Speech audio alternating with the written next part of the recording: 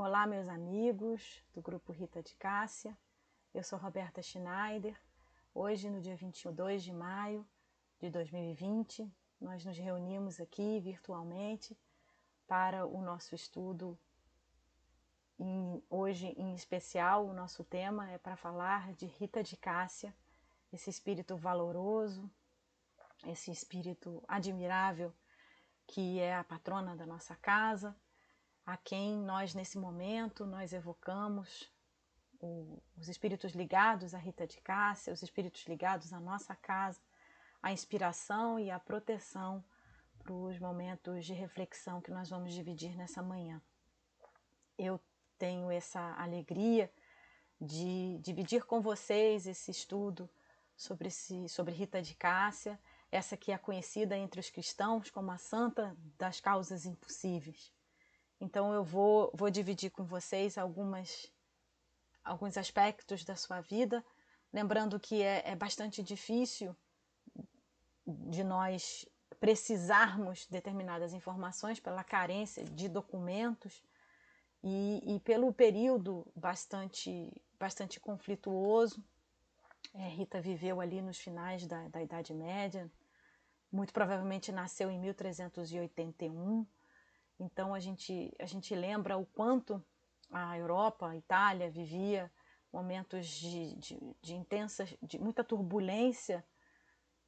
A gente lembra que Rita nasceu no período conhecido como o cisma papal, em que o mundo dividia a autoridade da igreja entre o Papa de Avignon e o Papa de Roma. Também no campo político havia disputas intensas entre dois grupos rivais, os guelfos e os gibelinos, que rivalizavam pela sucessão do trono do Sacro Império Romano-Germânico. Era a região em que Rita vivia era particularmente violenta, ali na Úmbria, onde viveu Francisco de Assis e Clara de Montefalco, todos esses espíritos, mas ainda era um período bastante turbulento. Então, alguns fatos são de difícil comprovação, algumas especificidades da sua biografia, e também a gente vai buscar evitar de comentá-los, até porque a gente sabe que no campo da geografia, que é o nome que se dá à biografia, o estudo dos santos, da vida dos santos, com muita frequência ela superestima qualidades ou atos milagrosos, os desafios, os sacrifícios para engrandecer e valorizar a santidade, como o que é desnecessário, porque o valor desse espírito se sobressai por si mesmo.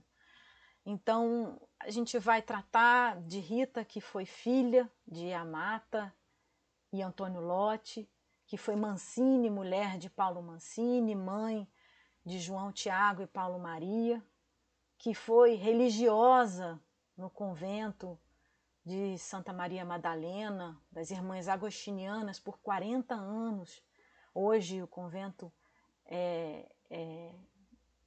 a homenageia o convento hoje de Rita de Cássia, em Cássia, na Itália. Ela que foi e que permanece em nossos corações como Rita de Cássia, serva de Deus. Então a gente vai falar de Rita, provavelmente Margherita, e Rita sendo um apelido, nascida Margherita Lotti, tornou-se Rita Mancini e permanece entre nós, os cristãos que a admiramos e pedimos a sua inspiração e a sua proteção como Rita de Cássia, serva de Deus. Nas palavras, eu vou trazer para vocês aqui, o meu estudo se baseou em duas obras que eu vou apresentar para vocês, para quem quiser aprofundar o estudo.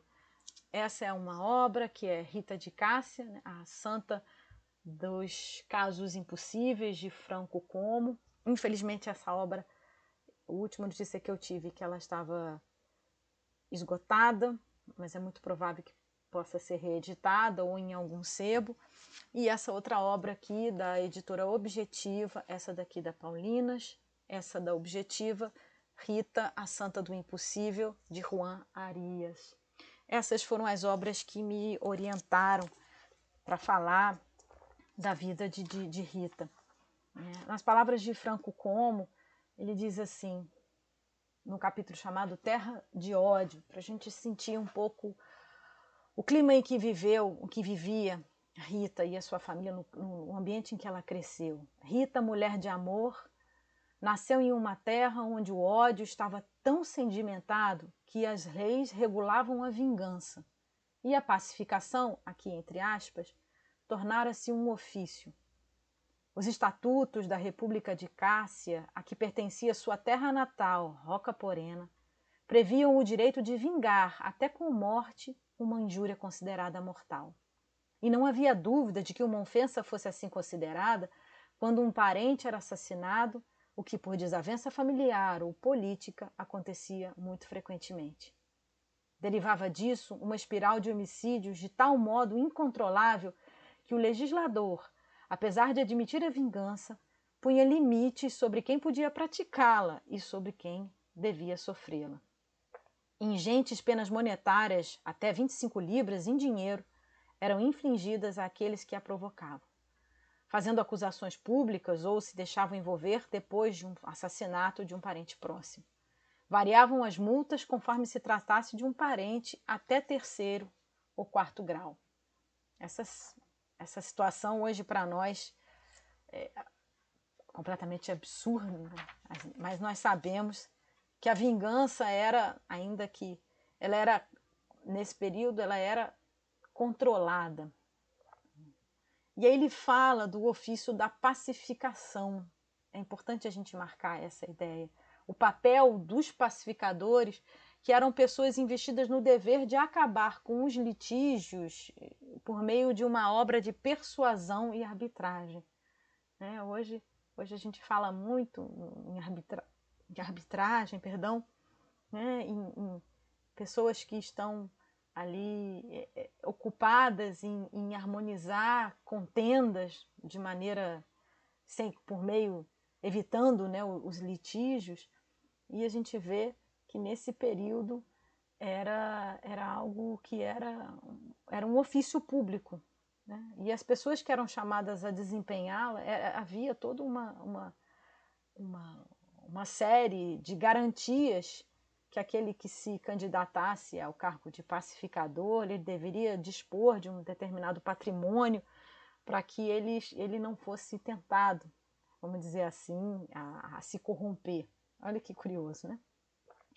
E é importante a gente ressaltar por que nós estamos falando dessa figura dos pacificadores, porque a família, os pais de Rita de Cássia, Antônio Amati e Antônio e Amata Lotti, que eram os pais de Rita, eles eram pacificadores. Eles trabalhavam como pacificadores, né? Então, eles eram pessoas socialmente qualificadas. Então, não se pode dizer que eles eram pessoas abastadas, mas eram proprietários tinham algum patrimônio, vamos dizer assim, na pequena cidade de Roca Porena, como eu já disse a vocês, que ficava a 12 quilômetros de Cássia. E muitos desses pacificadores, eles eram investidos do amor do Cristo, né? E isso parece ser a orientação que Rita tinha dentro de casa. É importante também marcar que nesse ambiente, esse ambiente bastante propenso a uma vida, a uma orientação, né? Ela recebeu educação. Rita era uma mulher culta, ela era articulada, ela desenvolveu um talento nato para compreender as questões da alma e buscar o perdão como sentença. Muitos se indagam qual seria a causa impossível de Rita de Cássia, senão o perdão, né? Amansar os corações empedernidos, né? Então, é fácil a gente intuir a necessidade de paz que aquela região precisava, né? Na época que Rita nasceu. E era muito estimulado esses pacificadores fora dos tribunais para evitar o peso, né? E também, além disso, né, a gente pregava-se muito em Cássia, né, palavras aqui do Franco Como, rezava-se muitíssimo, invocavam-se milagres e assistia-se a maravilhas que sacudiam as profundas cordas da consciência coletiva. Mas no plano da vida civil dominava o ódio. Matava-se e bastava. Depois vingava-se, ou, de vez em quando, muito raramente perdoava-se, mais por negócio que por convicção. E até a fé, em certos casos, virava negócio, investimento para os longos tempos da eternidade, urgência de se garantir contra as horrendas penas que o imaginário medieval previa para os pecadores. Então, meus amigos, esse era o ambiente que Rita cresceu, ainda que protegida num lar acolhedor, num lar amoroso, num lar cristão. Rita viveu nesse ambiente de bastante conturbado, de muita violência. Rita Lotti, Marguerita Lotti, casou-se muito jovem, casou-se aos 14 anos com Paulo Mancini. Então pouco se pode dizer, há muita especulação sobre o caráter desse homem. É bastante provável, Rita viveu com ele 18 anos, é bastante provável que ela amasse profundamente o seu marido.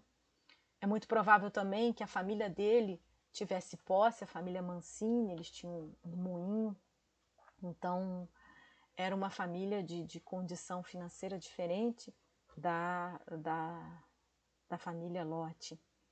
Mas o que importa é que após 18 anos de união, Paulo ele foi assassinado por sicários numa noite, provavelmente em 1413, quando ele ia de Cássia para o seu moinho. Rita tinha 32 anos e tinha 2 filhos gêmeos, Tiago e Paulo. João Tiago e Paulo Maria. Provavelmente os filhos tinham 15 anos. A vida... É possível imaginar que todo esse ambiente de ódio, Paulo foi assassinado e os assassinos de Paulo eram conhecidos. O grande temor de Rita era o envolvimento que seus filhos poderiam ter num movimento comum de vingança, de retaliação. É comum se ouvir que Rita pediu pela morte dos filhos. Ainda que não seja inverossímil, nenhuma mãe deseja a morte dos seus filhos. Mas uma serva de Deus prefere que seus filhos perder a convivência com seus filhos para a morte do que vê-los morrer em vida praticando a retaliação e a violência. Isso talvez fosse um sofrimento muito grande. O fato que ocorre é que os filhos de Rita, pouco tempo depois da morte do pai, eles vêm a morrer, não envolvidos numa trama de violência, mas eles morrem de uma doença infecciosa de origem desconhecida. E aí a vida de Rita, ela se transforma. Ela ainda tinha o peso, né, de um marido assassinado e a família do marido, que ainda poderia, porque não havia limites temporais para retaliação, ainda podia retaliar. Mas inicia-se com a morte, então, do marido, dos filhos. Rita passa 4 anos, né, praticamente em isolamento, Rita bastante religiosa, e ela alimenta no fundo da sua alma ingressar o convento das Irmãs Agostinianas. É importante lembrar que Rita tinha 3 santos de devoção: João Batista, Nicolau Tolentino e Santo Agostinho. E justamente em Cássia havia um convento de irmãs agostinianas dedicado a Maria de Madalena, como eu já mencionei. E aí começa uma outra trama de dificuldades, de obstáculos aparentemente intransponíveis. Rita, por volta dos seus 37 anos, ela deseja entrar e seguir uma vida monástica e viver. Naquela época, mulheres que haviam sido casadas, viúvas, não havia nenhum impedimento para que elas adentrassem a vida religiosa. Mas era preciso, palavras do Franco Como novamente, para que as portas do mosteiro possam se abrir, é preciso que se fechem as do mundo profano. Rita tenta, mas não é tão simples. As dobradiças estão enferrujadas por sangue e lágrimas. A porta está como bloqueada. Não gira. As dobradiças precisam ser lubrificadas com o unguento do amor. Belíssimas palavras, né? E 3 vezes Rita pede para ser acolhida pelas irmãs agostinianas. E justamente um convento dedicado a Maria da Madalena poderia ser bastante anacrônico se acreditar que o fato dela ter sido casada, né, a impedisse de viver a vida monástica. Ocorre que ela também acaba se tornando estigmatizada pela justamente a situação, a conjuntura da sua vida, o fato de um marido assassinado, como eu já mencionei. Rita não é aceita por ser justamente casada com um homem assassinado, porque assinado em circunstâncias, naturalmente, que poderiam acarretar num processo de vingança, ainda que os filhos já tivessem morrido, porque a família do marido podia retaliar. Então a morte dos filhos não afasta o fantasma da vingança, né? Porque irmãos, parentes próximos, de qualquer modo, podiam, né, trazer para si. E só havia uma solução: o perdão formal, um tratado de paz, por escrito, entre os parentes do seu marido, de Paulo Mancini, e os seus assassinos. Muito se questiona as causas impossíveis de Rita, mas essa foi a causa. O verdadeiro milagre de Rita foi justamente a pacificação. Rita precisava, e aí as questões, que envolvem a sua entrada no convento, elas são bastante curiosas, né? São muitas as histórias dos fatos milagrosos e extraordinários, né? Kardec chama a nossa atenção, lá no Livro dos Médiuns, a nossa atração pelo maravilhoso e pelo sobrenatural. Eu gosto muito da definição de André Luiz, num livro chamado Espírito de Verdade, numa página chamada Rigor. Ele traz 2 definições interessantes que eu vou dividir com vocês. Santo, atributo dirigido a determinadas pessoas que aparentemente atenderam na terra à execução do próprio dever. Olha que magnífico. O próprio dever com Deus na sua condição de criatura. E milagre, designação de fatos naturais cujo mecanismo familiar, a lei divina, ainda se encontra defeso ao entendimento fragmentário da criatura. Então, muitas vezes, o que os espíritos querem dizer para nós, muitas vezes os fatos que são tidos milagrosos, muitas vezes eles são acrescidos, não podemos descartar as situações em que as narrativas elas são realmente aumentadas, né? Mas todos os fatos que ocorrem na nossa história, né, eles não são derrogações, vamos dizer assim, os fatos tidos milagrosos não seriam derrogações da lei de Deus. O conceito de milagre seria esse, né? Aquilo que fere e que rompe com a ordem natural. E as leis de Deus são inderrogáveis, as leis naturais e as leis morais. Então a gente aprende no Espiritismo que o que faltava para a gente era conhecer as particularidades do mundo espiritual e as leis que regem esse mundo.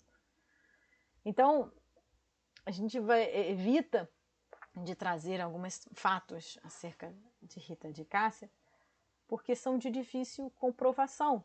Mas o fato é que muitos deles, às vezes, têm explicação. A gente vai trazer 2 deles, ainda que a gente não vá buscar explicá-los.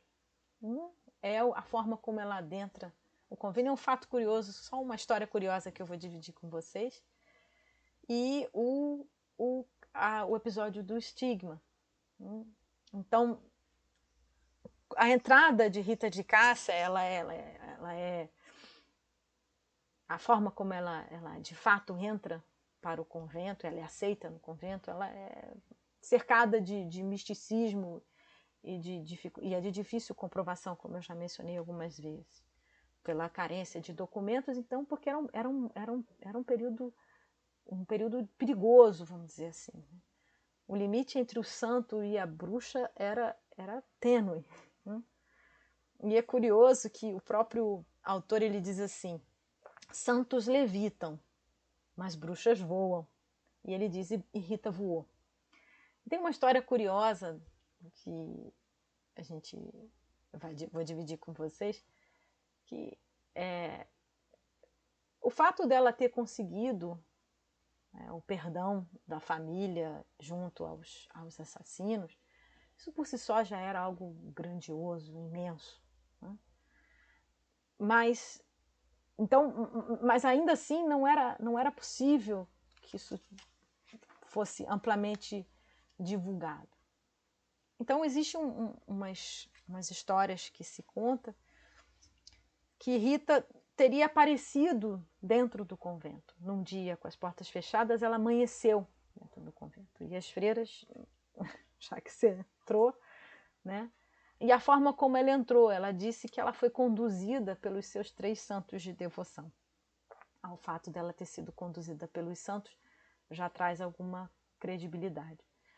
E aí o autor ele explora essa questão dizendo que a gente conhece outras figuras que ficaram famosas por levitar e que tiveram testemunhas. A gente tem ali Francisco de Assis, Teresa d'Ávila, Isabel da Hungria, Santo Afonso de Ligório e o próprio José Cupertino, que é mencionado no livro dos médiuns. A gente pode fazer a pesquisa, Kardec explicando, né, o fenômeno da levitação. Mas todos esses espíritos, eles levitaram o máximo entre 50 centímetros e 25 metros, que foi o caso de São Cupertino. Mas, de acordo com os agiógrafos, Rita decolou de um pico de 120 metros de altura e percorreu uma distância de 2 quilômetros até aterrissar dentro do convento. É difícil de comprovar uma história como essa, mas que ela é interessante. Levada, né, pelos seus santos de devoção. Então, isso é importante marcar esse aspecto. Rita era profundamente obediente, paciente, né, e profundamente tinha um amor fervoroso por Deus e pelo Cristo. Então, ela de fato consegue, não se sabe se pelo voo ou se pela porta natural, Rita inicia-se um outro momento na vida de Rita. E ela vai passar 40 anos nesse convento. E ela começa a atrair uma multidão de pessoas. Porque, além do trabalho de pacificadora, de exímia pacificadora, com talento profundo para conhecer os escaninhos da alma humana e para amansar corações endurecidos, ela de fato semeava a paz e o perdão. Mas, além disso, ela começou a ficar conhecida por curar. Então, Rita era conhecida por colar ossos, os ossos quebrados, restituir a fertilidade às mulheres inférteis. E ela passou a atrair pessoas, e ainda que bastante discreta, devotada e dedicava-se ao silêncio e era bastante, tinha é muito provável um espírito de bastante obediência e discrição. O outro episódio que eu queria dividir com vocês é o próprio episódio dos estigmas, o estigma. A gente conhece, a gente tem Clara de Montefalco, o próprio Francisco de Assis, que desenvolveram os estigmas, que são as marcas do sofrimento do Cristo. E um dia Rita, e era dada momentos de êxtase profundo, espíritos que entram em profundos estados de oração, que podem atingir o êxtase. Quem tiver interesse em conhecer mais sobre o êxtase pode pesquisar no Livro dos Espíritos acerca do êxtase. A gente tem lá o capítulo que fala do sonambulismo, dos estados de emancipação da alma. Rita era dada ao êxtase, como Teresa d'Ávila também. E num dia ela estava ali orando em frente a uma imagem da crucificação, e ela se identifica. Ela se identifica com o sofrimento do Cristo. Um profundo sentimento de compaixão. Ela narra que um espinho da coroa do Cristo se despregou e a fere, bem na fronte. Então ela desenvolveu o estigma. Mostro aqui para vocês aqui pela imagem a forma como ela é retratada. Aqui, ó, bem aqui na fronte. Esse seria o local do estigma da coroa de espinhos do Cristo. Ela narra dessa maneira, e a gente também encontra no Espiritismo a explicação para os estigmas, né? A tamanha devoção e a identificação do espírito que ele pode provocar uma chaga, tal qual a chaga do Cristo. Mas o curioso dessa chaga é que essa ferida passou a exalar um cheiro característico desagradável. E, novamente, como eu disse, a linha era muito tênue entre a bruxaria e a santidade. Então, as freiras tinham um problema para acolher Rita, imagina. Além dela, todo aquele episódio do voo, que rapidamente a história se espalhou, né, pela comunidade, tanto que ela chega para nós, a gente não sabe as características, o que tem de verdade nessa história, mas que ela é uma história interessante, ela é. E também o próprio caráter, a própria questão do estigma, ela rapidamente a notícia se espalha pela comunidade, porque ela já era venerada. Essa é uma característica de Rita de Cássia. Ela foi considerada beata em vida, porque ela atraía uma multidão de pessoas, então havia comprovações das suas curas e dos seus milagres, né? Por que não usar o termo? E essa chaga óssea, ela tem um fato curioso, que o corpo de Rita de Cássia permanece tal qual ela, quando desencarnou em 1457, a data provável, perto ali dos 75 anos, 80 anos, o corpo permanece incorrupto. Ele está lá preservado no convento que hoje é dedicado ao seu nome, em Cássia. E em 1972, esse corpo ele foi testado. Foram feitos diversos exames e depois posteriormente também.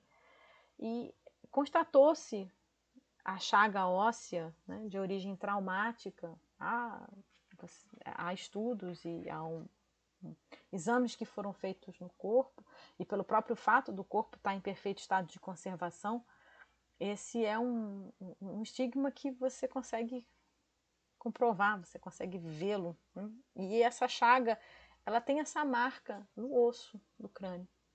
E ela é compatível com, curioso, né? No laudo, compatível com um instrumento aguçado que, penetrando com força, tem arranhado o osso.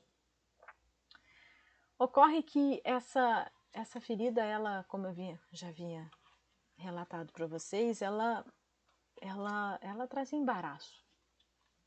Porque ela podia atrair o Tribunal da Inquisição e trazer problemas para o convento em que ela vivia. Então eles tentavam, sem sucesso, protegê-la, né? Tentavam mantê-la escondida. E ela, na sua descrição, nos profundos momentos de isolamento, porque ela vivia isolada, mas era impossível também não atender àqueles que chegavam, porque ela tinha um amor especial pelos despossuídos, como essas almas valorosas que viveram entre nós, pelos despossuídos, pelos pobres, pelos enfermos, né? Numa época em que essas pessoas não eram nem reconhecidas, né? Infelizmente, como ainda hoje, né? Os invisíveis da sociedade, que são tantos. Rita tinha um amor todo especial pelos que eram esquecidos. Então, ela já tinha vivido 25 anos no convento quando ocorre o episódio do estigma, e ainda vai viver mais 15 dos 40 que ela tem de vida monástica até a sua morte, né? Então, era impossível interromper o fluxo de visitantes, né? Ela atraía pelas suas qualidades de taumaturga. Tem uma passagem belíssima que diz assim: ela era a mais popular, a mais amada, a mais procurada por sua fama de curar, de taumaturga, que conseguira fazer florescer um pedaço de pau seco e também o ventre de mulheres tidas até então como estéreis, que fizera ligações de ossos quebrados, que aquecera os úmidos humores de corações atrofiados pelo ódio. Então, assim, essa era a popularidade. Ela era extremamente popular em vida, né? Por esse testemunho de amor ao próximo, né? E de toda esse envolvimento pela causa impossível, que é o perdão. Por que Rita nos inspira? Para a gente encerrar aqui as informações sobre a sua biografia, nos 4 últimos anos de vida, Rita é acometida por uma doença muito grave, no qual ela sentia muita dor, né? E é fácil de adivinhar que ela viveu esses 4 anos sem queixar, sem lamentar-se, né? E nos momentos finais da sua vida, ela entra em agonia em janeiro, provavelmente de 1457, até falecer em 22 de maio, que é a data que nós comemoramos, o dia de Rita de Cássia, que é a data do seu falecimento. Ela pede uma rosa e 2 figos lá do pomar de Rocaporena. Estava tudo nevando, tudo impossível de encontrar uma rosa e 2 figos. Provavelmente o último milagre, talvez um dos poucos pedidos que ela fez. As irmãs ali, devotadas, foram até Rocaporena e lhe trouxeram uma rosa e os 2 figos, né? Então, assim, a gente percebe o poder do amor, da fé. Jesus disse para a gente: bem-aventurados os pacificadores, porque serão chamados filhos de Deus. E Rita era aquela que nasceu, como eu já disse, Lote, foi Mancini, e permanece Rita de Cássia, a serva de Deus. O que Rita de Cássia pode nos inspirar nesse momento? A tenacidade, a paciência, o estoicismo diante das adversidades e do sofrimento, mas sobretudo a fidelidade a Deus. A fidelidade e o amor a Deus e a confiança que a sua fé ela possa nos inspirar, possa nos consolar, possa nos trazer conforto, nos trazer consolo. Antes de nós encerrarmos esse pequeno estudo singelo sobre Rita de Cássia,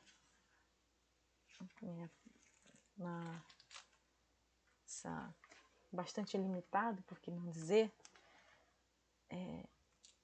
a gente sim, bastante tocado no momento de testemunho que nós estamos vivendo, de dar o testemunho do aprendizado. Eu encontrei um texto atribuído a Mahatma Gandhi, outro cuja biografia também nos aproxima da ideia de paz, né, de um pacificador, daquele que também advogava pela não violência, né, entendia que a violência não era o caminho. Eu vou dividir com vocês esse texto para encerrar o nosso estudo. Algumas dessas frases, elas são bastante conhecidas nossas.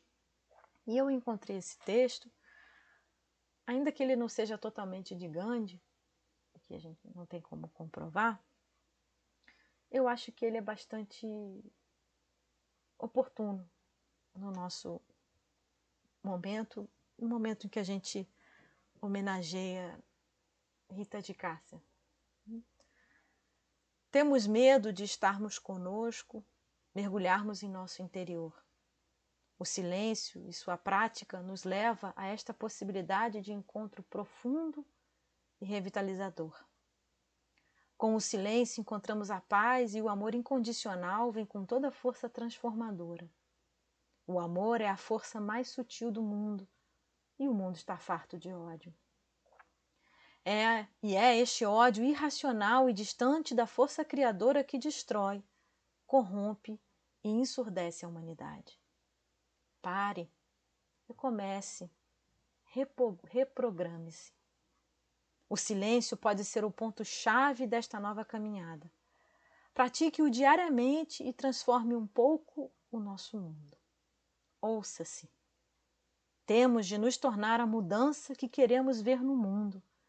Você tem que ser o espelho da mudança que está se propondo. Se eu quero mudar o mundo, tenho que começar por mim.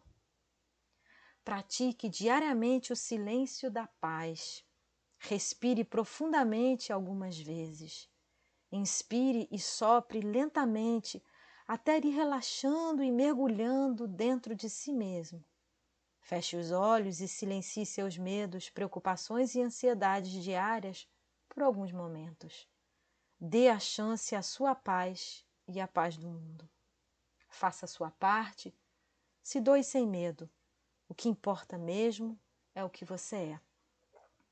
Mesmo que outras pessoas não se importem, atitudes simples podem melhorar a sua vida. Você nunca sabe que resultados virão da sua ação, mas se você não fizer nada, não existirão resultados. Espalhe essa ideia. Transforme o mundo a partir de você. Seja a mudança que você deseja para o mundo. Mahatma Gandhi. Então, meus companheiros, meus amigos, nós hoje, nesse dia tão especial, que o amor que Rita de Cássia nos inspira, possa envolver todas as almas. Nós, a nossa família, aqueles que sofrem, aqueles com os quais nós temos dificuldades. Um outro episódio, um outro detalhe interessante, última informação. Rita de Cássia é tão adorada pelos cristãos que o governo da Itália precisou fazer um aeroporto para acolher tantas pessoas que vão lá visitar a cidade em que ela viveu, o convento em que ela morou. e visitar o seu túmulo. Dizem que é possível sentir o perfume de rosas. Que nesse momento, na nossa oração, essa oração singela final, pequena oração, que a gente possa lembrar do perfume das rosas e pedir que Rita de Cássia nos ampare, nos sustente nas nossas dificuldades. Então eu convido a vocês a fechar os olhos e a meditar no amor de Deus, nesse amor que esse Espírito nos inspira, que o perfume de rosas que ela agora nos oferece, rosas singelas, mas perfumadas com o perfume do amor de Deus, possa tocar todas as almas, possa sustentar aqueles que sofrem, aqueles que têm medo, aqueles que estão nas frentes de batalha, aqueles que estão iludidos com as ilusões do mundo, aqueles que ainda estão cegos com as paixões do mundo, com a violência, com o ódio, com a mentira. E que nesse momento as almas, emanadas no perfume de Deus, nós possamos emanar paz e dividir e compartilhar no amor único e infinito de Deus. Meus amigos, eu me despeço agradecendo pela atenção e pela oportunidade de dividir com vocês esse estudo. Que assim seja e que Deus os abençoe. Muito obrigada.